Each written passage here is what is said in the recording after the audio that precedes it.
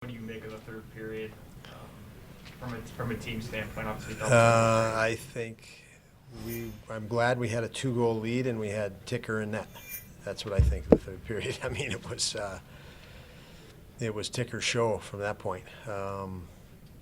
Starting right away, I'm pretty certain we gave up more quality chances against on the power play in the third than we did in the first 2 periods, 5-on-5.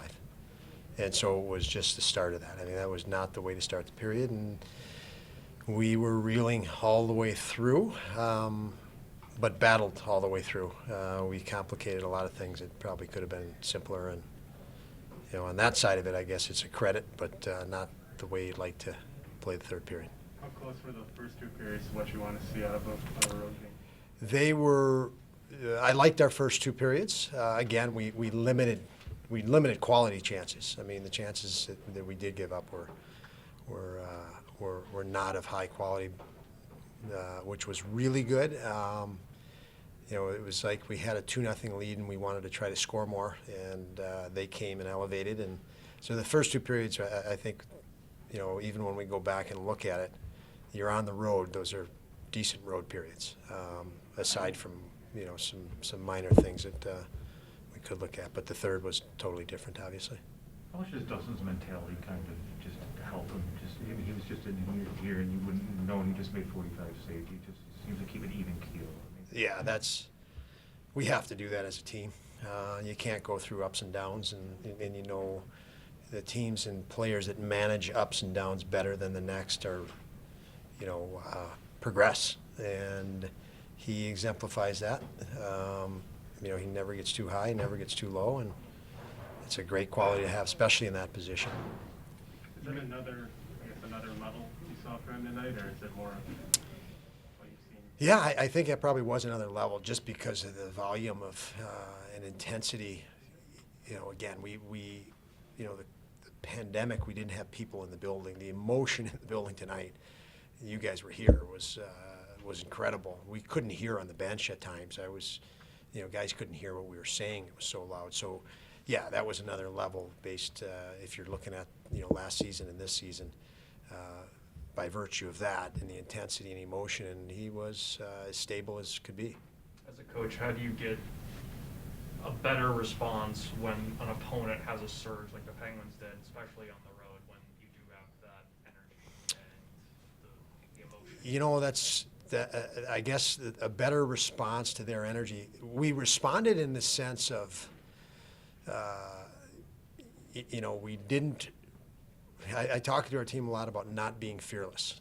I think we'll have to talk about being smarter, but I give our guys credit. They were fearless. Like we didn't panic, even though we could have done things a lot more efficient. We backed off some pressure, and you give any good player a little bit extra time. That's all they need. It's instinctive at that point. They sense they have time, and they made plays. A lot of them were favors. And again, I'm not discrediting them because they came hard, they worked hard, but we backed off some pressure that opened up a lot of opportunity for them. That's actually easy to close and easy to look at, and then the correction has to follow. But it's easy to look at and see. So we'll review that, and hopefully we're better. Anyone on Zoom? Now, you spoke about the power play giving us some chances in the third period. As you looked at it, have you been able to pinpoint why it was happening? Whew. That's anybody's. I mean, we could all have an opinion on that, but lack of concentration, lack of focus, and again, Paul, we're up 2-0, so you don't have to score on the power play. You really just read and react. We didn't read and react. We didn't take what was given. We I don't know how you'd say it or describe it. We just started doing what we wanted to do, and obviously they came hard and they outworked us. And I mentioned you spoke and asked about the power play a couple days ago.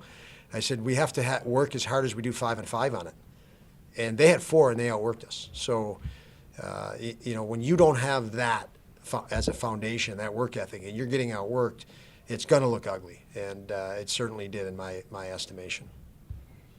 Now, on the other side of the coin, all of a sudden you got two really good rushes up ice that wound up in breakaways. The second one got you a power play and a penalty.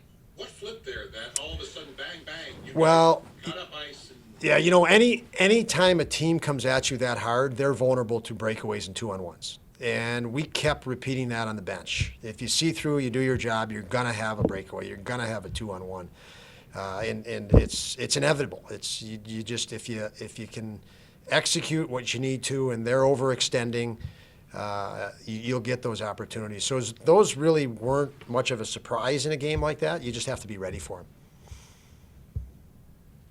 That's all on Zoom. Okay, have a great night all. Thanks, everyone.